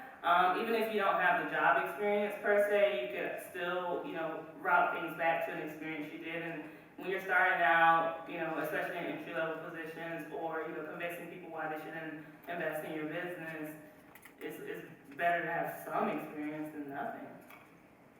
I'd love to touch on this as well. I know it was mentioned in the introduction, I'm a member of Kappa Delta sorority, and a lot of people ask me, you know, how do you find great employees? And I've found a lot through networking with my sorority, especially as an alum. And I know as a student, a lot of people are telling you, go network, network, network, and it's really hard to see what that can look like for you when you're out of school. For me, it was very hard to see, okay, I'm doing this now, but how is that going to affect me later, these relationships I'm building. And so for me, after school, I was able to serve as an advisor for Kappa Delta at UNF, and that gave me a really great opportunity to network with a huge pool of young women who I was able to introduce my business to them. I was also able to then see them coming through my store down the road as future clients. And also I was able to find some of my best employees through that avenue. And one of my top people that I have in my company today is someone who I met through that networking avenue. So I know it's kind of hard to see when you're in school and you're putting the time in, but continue those relationships and continue being involved in these things, because you just don't know when the right person is going to come along or the right opportunity is going to come along, and it can really accelerate the success of your business by doing that. So. Is there anyone in the audience who want to ask you a question?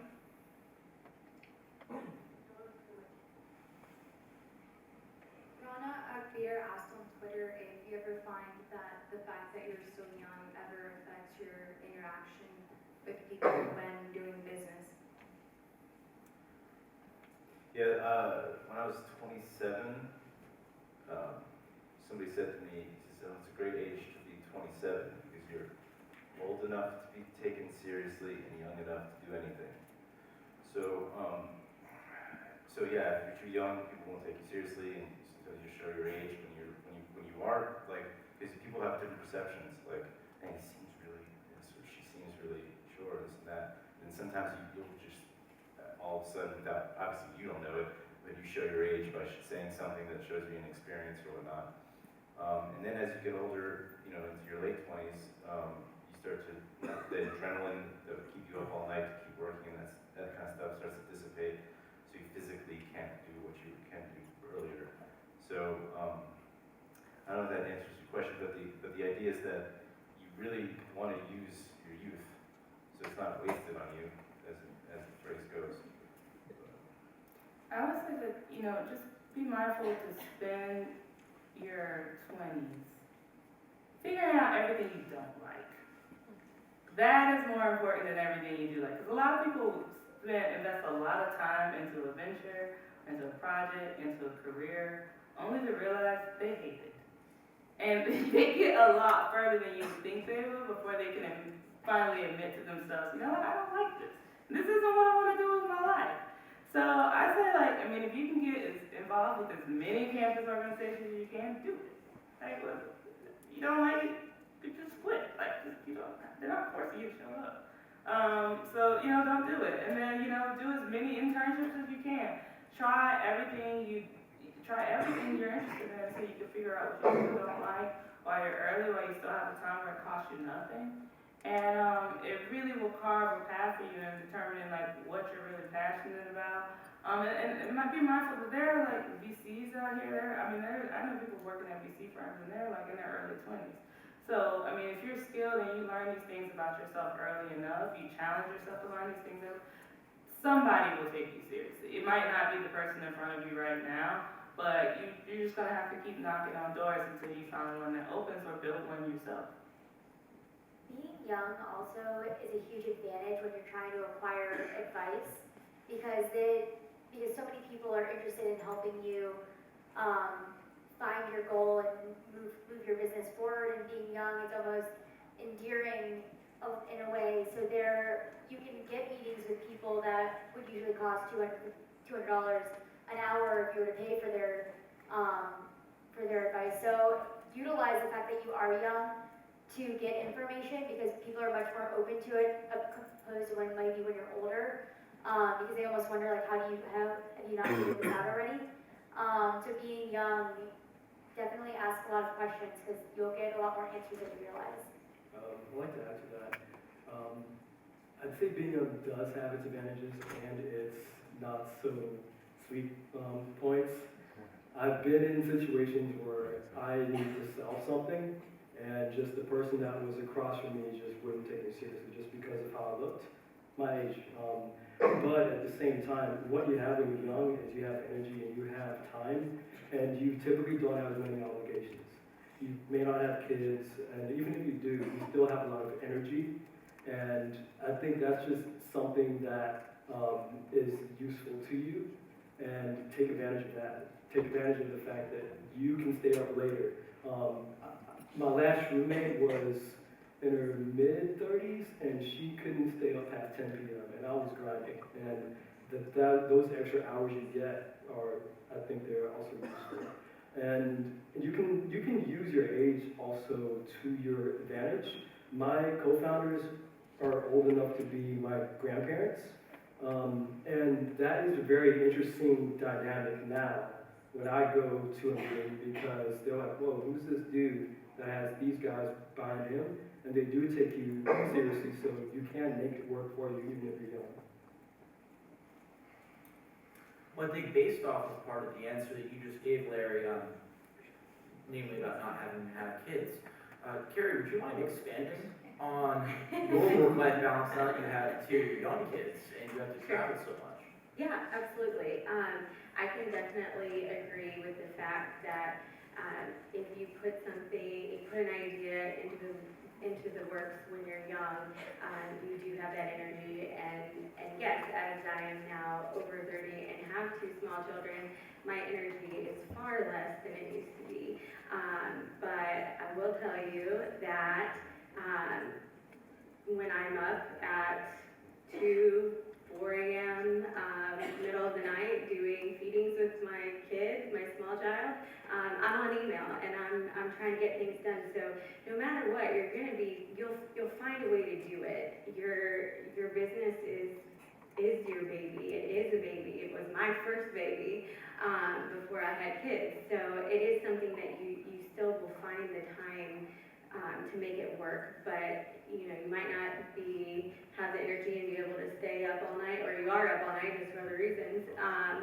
But yeah, you start it when you're young, and by the time that if you're able to, by the time you're married and have kids, hopefully you'll be at a place where you can be passing responsibilities down to other people and taking a little bit of that work off you. So hopefully that answers your question. Do you have any audience questions right now? Yep. Hey guys, I want to say thank you first and foremost. This has been awesome for all of us. Thanksgiving drive on the I have a question. I feel like everyone can personally relate to it. Is there a bad habit that you guys have overcome, maybe after college, that has led you to be successful, or a habit that you added on that you thought or saw that you needed to become more successful in your personal endeavors? Answer emails as fast as you possibly can.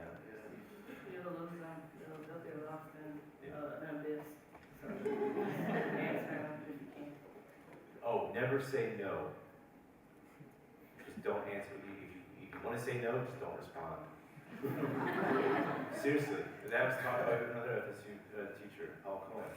He said never say no, because if you say no, then you can't go back and say yes later if you need to. I'd say when it's time to eat, eat. When it's time to sleep, sleep. Don't keep doing something until you wear yourself out.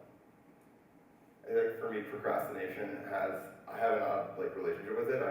I hate it, but I also love it. I think startups change so much and so fast that I'm an excellent procrastinator, and I call it actually just-in-time thinking or just-in-time work.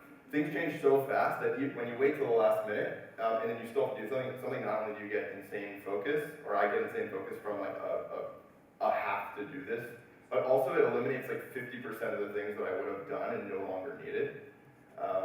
So that's one that's seemingly bad, but has some value. There's one habit which I've noticed, I've gone in and out with, and it's in a startup, you're wearing multiple hats usually, almost always. And there comes a time where you don't need to wear all those hats all the time. You have someone designated for something special.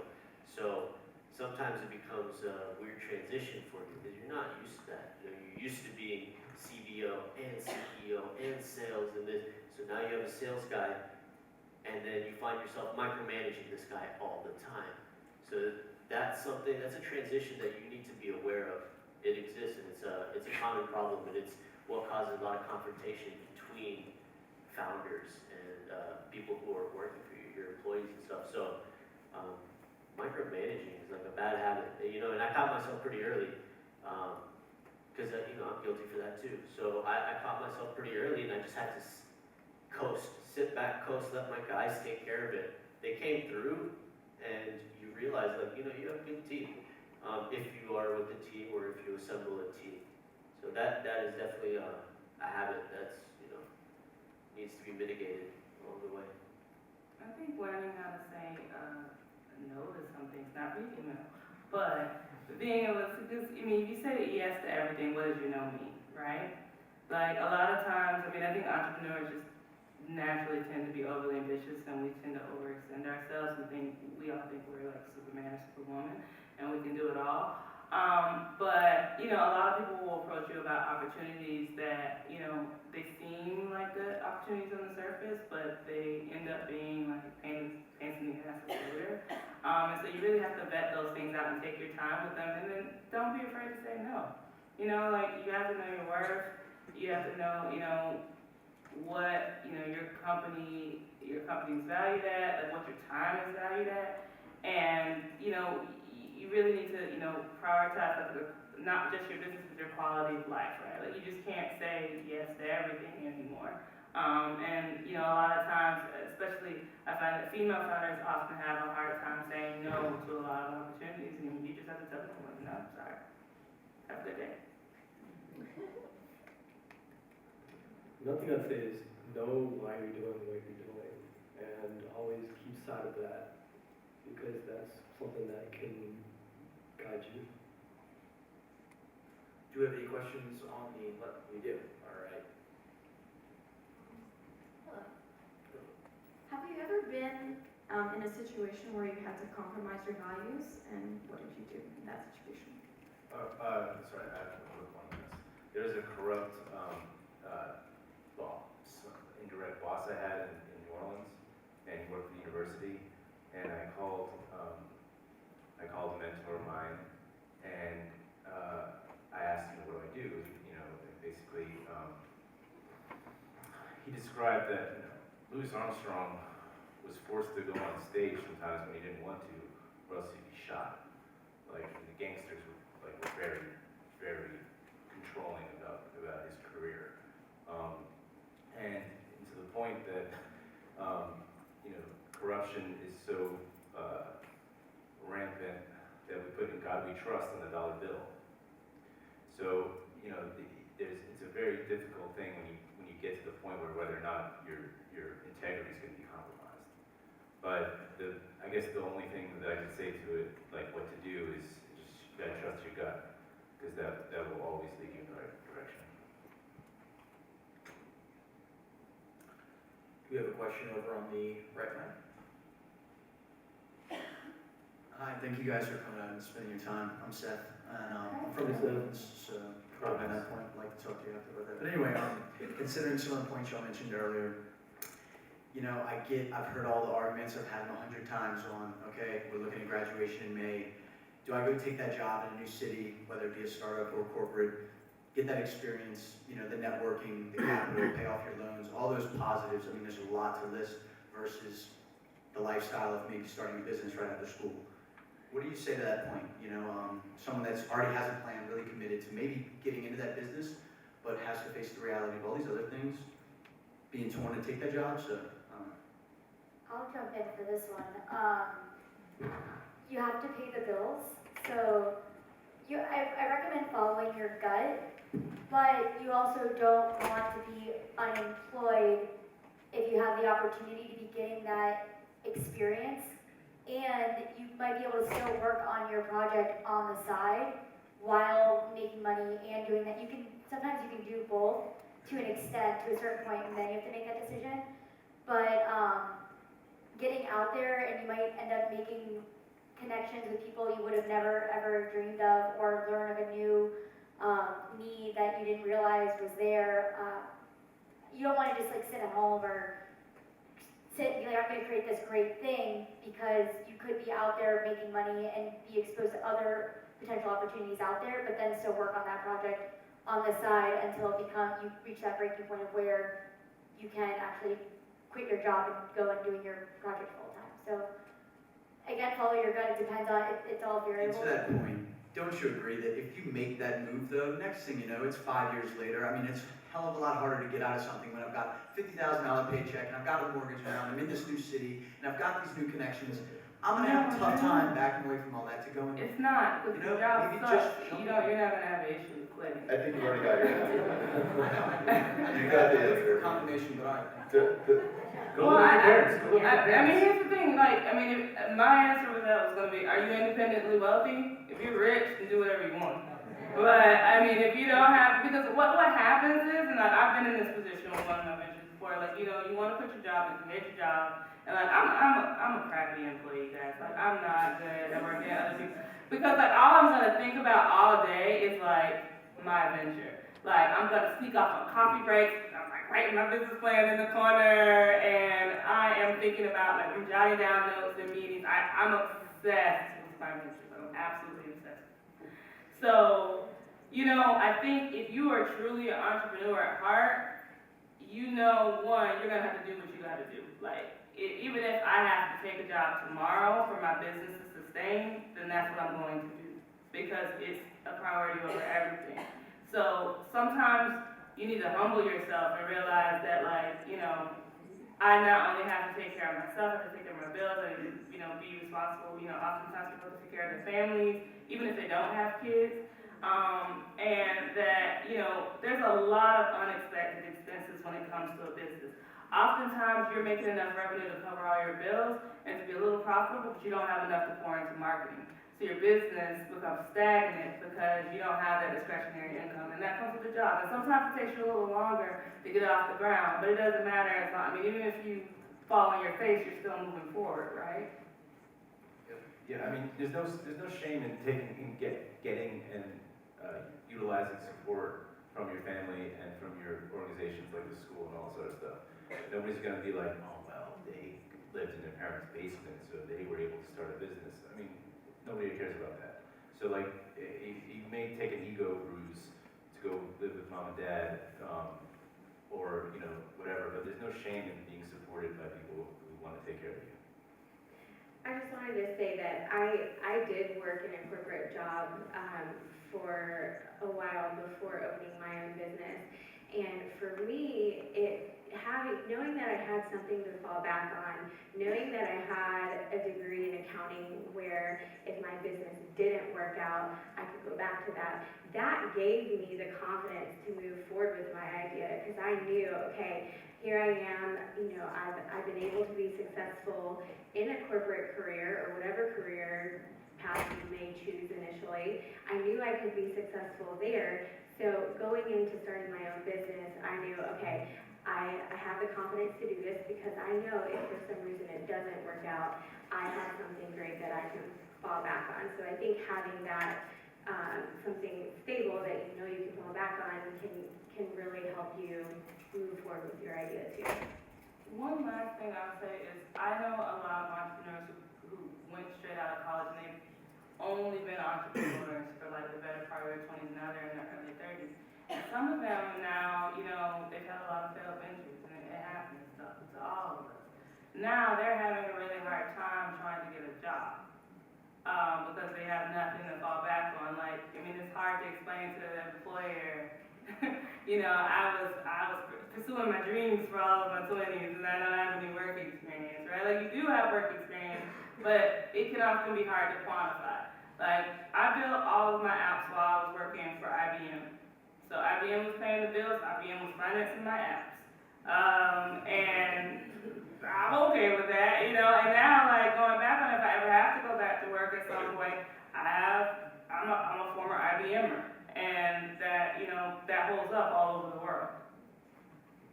It's an interesting perspective, but I'll say that I believe the complete opposite, which is I will hire somebody 10 times more quickly if I see that you tried and failed 5 things, as opposed to not. And granted, it's not what you're saying, but yeah.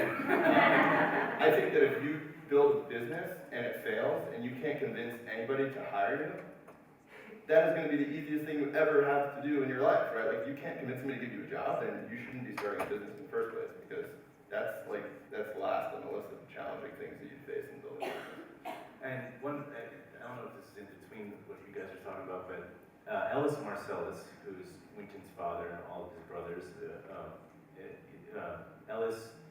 Winton was trying to become a jazz musician in the late 70s, and to be a professional one, to make a career out of it. That didn't exist, especially an acoustic jazz musician at the time. And he said a lot of musicians go to music school and then they'll say, well, okay, if I don't become a performing artist, I'll be a teacher, I'll go to teach at high school. So he said to Winton, he said, look, if you're gonna try to be a performer, just try to be a performer. Don't even give yourself the fallback, because if you do, you will fall back. Now this is specific because what he was trying to do was so difficult, which is, I guess, starting a company is the same thing, but it was so difficult that if you give yourself, it's like a manifestation thing, law of attraction, all that good stuff. Basically, like, you have to visualize what's going to happen, and you need to keep that visualization going so strongly that if you give yourself these backups, you will fall back on it. Well, that last question pushed us a little bit over time, so if there are more questions, we'll just have to save them for the reception following. But we would like to present the speakers with a gift. We give one more round of applause when we're doing so.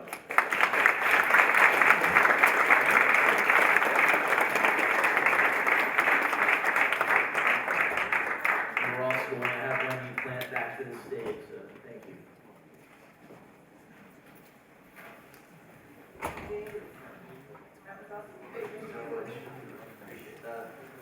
So James did a great job, and all the speakers were wonderful. Thank you so much for being here. And I will be quick because there is a reception out there waiting for us. So just want to thank all the panelists today. We have some other events coming up for Global Entrepreneurship Month with some international partners during the last week of November. So please look to our website for that. And also, feel free to come in and see me anytime if you want to know more about the Jim Moran School and what we have to do and student engagement. Please thank Kenzie and Lindsay and Kirsten and Dr. Marita. This was awesome, and really happy about it, so this was great. And just real quick, because I know that the reception is waiting, but I have invited James Dabrowski to come. He's the managing director of the Collegiate Entrepreneurs Organization, and this is a national organization for entrepreneurship students, and they are breathing new life into this organization from the headquarters of the University of Tampa. And just a couple minutes to let James tell you a little bit about that, and then we will join our panelists out for the reception.